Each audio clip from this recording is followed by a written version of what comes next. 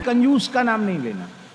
कंजूस तो प्रायः थोड़े बहुत सभी होते हैं, क्योंकि लोभ पास यही करना बंधाया, सोनर तुम समान रघुराया। सर्वथा निर्लोभ हो जाएगा तो मुक्त ही हो जाएगा। तो लेकिन भारी कंजूस हो तो उसका नाम मत लो। संध्या सवेरे तो बिल्कुल भी मत लो। सीताराम राधे श्याम कह के बुला लो, संकेत में उसका मुख्य नाम का उच्चारण मत करो, क्योंकि कंजूस का नाम लेने में भी पाप लगता है। नामातिकृपण, अतिकृपण, बड़े बड़े इतिहास हैं अतिकृपणों के। एक अतिकृपण था, उसकी प्रतिज्ञा थी कि जीवन में कभी किसी को कुछ दूंगा नहीं। तीर्थ यात्रा करने आया ब्रज में, मथुरा में विश्राम घाट में आचमन करने वाला था। तब तक विश्राम घाट पर बैठे हुए पंडा जी बोले, ए जजमान, हम मंत्र बोलेंगे, संकल्प पढ़, जल ले हाथ में। उसने समझ लिया कि ये बोलेगा संकल्प तो कुछ न कुछ देना पड़ेगा। बोले नहीं नहीं, हमको संकल्प वगैरह नहीं करना, हम तो ऐसे गोता लगाने आए। तेरे बाप की जमुना जी गोता लगावेगो? ये घाट हमारे पुरखान को ऐसे नहीं लगा सके। पीछे पड़ गए। बोला महाराज कुछ है ही नहीं हमारे पास। बोले कोई बात नहीं, अपना नाम पता लिखा दो। वो तो देख के बता देते हैं किस क्षेत्र का है ये, उनको सिद्धि प्राप्त हो जाती है। सकल सूरत देख के बता देते हैं किस प्रांत का है, किस जिले का है, किस गांव का है। बही में लिख लिया कि 1.25 रुपया और 20 सेर गेहूं अनाज, 20 सेर अनाज और 1.25 रुपया दक्षिणा में लिख लिया। अब वो स्नान करके चला गया। सोचता था ये कहाँ आएगा, वहाँ मारवाड़ में रेत उड़ रही है, वहाँ कहाँ आएगा ये लेने के लिए। पर महाराज साल तो बीती नहीं, फसल पर पंडा जी पहुँच गए गांव में। उसने देख लिया दूर से आ रहा है, तो अपनी पत्नी से कहा मेरी प्रतिज्ञा व्यर्थ हो जाएगी, इसलिए मैं मरने का नाटक करता हूँ, तुम रोने लग जाना। मरे हुए से थोड़ी कोई कुछ लेके जाएगा।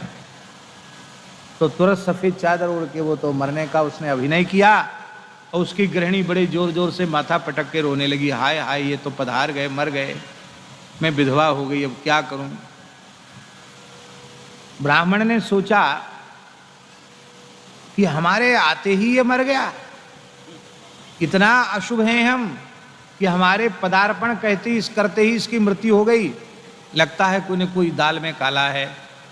तो तीर्थवासी ब्राह्मण तो बुद्धि में उत्कृष्ट होता ही है हमेशा। तो वो भीतर घुसे चले गए, पौरी में बैठ गए। बोले अब कोई बात नहीं, जजमान हमारा मर गया तो बिना अंतिम संस्कार कराए हम जाएंगे नहीं, क्योंकि हम विधि पूर्वक संस्कार कराएंगे तो उस बेचारी की सदगति हो जाएगी। गृहिणी ने धीरे से कान में कहा कि वो तो कहता है संस्कार कराए बिना नहीं जाएंगे, अब क्या करें। उन्होंने कहा देखो अब तो हम बेकार में रोटी ही तोड़ रहे हैं, कुछ न कुछ भार ही बन रहे हैं, कुछ कमा तो नहीं रहे हैं, लड़के बच्चों ने सब संभाल लिया है, भले ही हमारा संस्कार कर दो, पर हम देंगे तो नहीं। पत्नी भी महान पतिव्रता थी, उसने पति की आज्ञा का पालन किया। बोले कोई बात नहीं, फूंक दो, बेकार हैं, क्या काम है इनका। अब उसको ही ठठरी में बांध के उसको ले जाने लगे। राम नाम सत्य है, सत्य बोलो गत्य है। पहुंच गए स्मशान में, धर दिया चिता के ऊपर, अग्नि देने ही वाले थे। तब तक ब्राह्मण का कलेजा पसीज गया। बोले रे भाई ये मर रहा है, ये मरा तो है नहीं, पर केवल 1.25 रुपया न देना पड़े, 20 सेर अनाज न देना पड़े, इसके लिए प्राण देने के लिए तैयार है।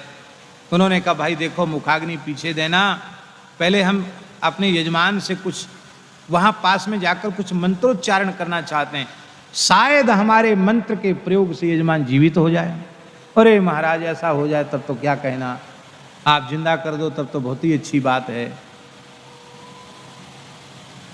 तो ब्राह्मण गया, बाबा ब्राह्मण गया पास में, और पास में जाके उसके कान में धीरे से कहा कि तुम्हारा 1.25 रुपया और 20 सेर अनाज, हमने अनाज जिस कागज पे लिखा था ना उस कागज को हम फाड़ के फेंक देंगे, तुम मरो नहीं। हैं? माने हमने 1.25 रुपया और 20 सेर अनाज माफ कर दिया, वो कागज ही फाड़ के फेंक दिया बही का। अब तुम अपने प्राण मत दो। क्यों? क्योंकि भले ही मैं त्रिकाल संध्या करने वाला ब्राह्मण हूं, पर तुम्हारे जैसे कंजूस का 1.25 रुपया और 20 सेर अनाज पचाने की हमारी सामर्थ्य हम नहीं पचा सकते। कंजूस का धन पचाना बड़ा कठिन।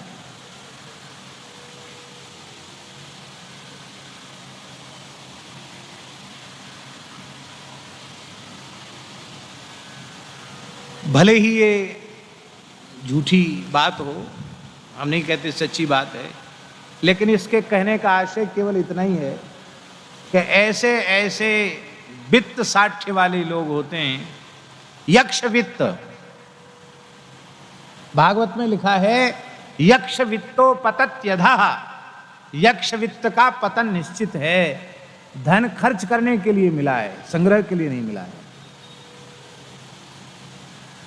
शरणानंद जी का एक सूत्र है, बहुत बढ़िया सूत्र है, बांटना प्रसाद है और बटोरना विषाद है। बटोरना विषाद है और बांटना प्रसाद है। यदि जीवन में प्रसाद चाहते हो, प्रसादस्तु प्रसन्नता, तो देने का अभ्यास कर लो, बांटने का अभ्यास कर लो। और जीवन में दुख कष्ट विषाद इकट्ठा करना चाहते हो तो किसी को कुछ देव मत, दिन रात इकट्ठा करने में लगे रहो। पिपीलिकार्जितम धान्यम, पिपीलिकार्जितम धान्यम मक्षिका संचितम मधु लुब्धेन संचितम द्रव्यम समूलम ही गमिष्यति। वो जड़ के सहित नष्ट हो जाता है। इसलिए महाराज कंजूस का नाम भी नहीं लेना चाहिए।